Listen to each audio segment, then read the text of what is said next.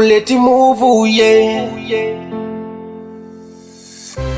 Choka uone weropa, kune anoronda matsimba newema, choro uri kure anotuma gondo, inokupfudza semombe, anofara kona uchibuda dikita, risina mukowe, moyo yawo inofara uchisafa, uchisemwa sendowe.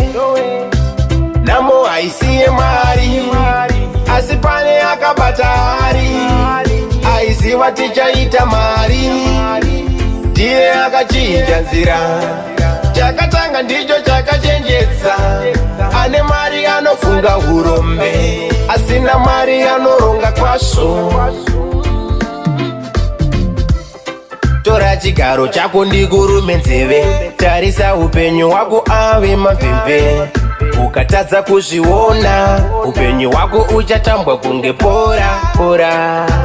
Kune akafembera nzira, akakwirivira mbiya, anorara kwachena.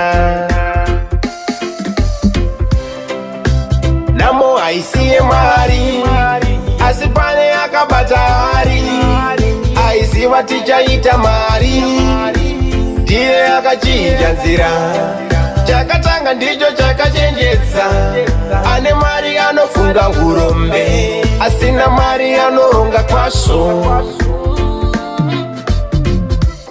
Aiwa suro singasiwera mangwana, dai vakasiva vezotora mukana. To spend more time usingabude muchechi, uchimunamata Mwari. Hondo iripo asiya uione, chinokunetsa inamo isingapere. Fungwa nendangariro, dzakurarama mauri. Namo aisiye mari, asi pane akabata hari, aiziva tichaita mari, ndiye akachinja nzira, chakatanga ndicho chakachenjetsa. Ane mari anofunga hurombe, asina mari anoronga kwasvo. Pepuka mwana wa mai, hondo aisiye nyamai, asi kune vakaenda kure, vakanorombera usave nerukari.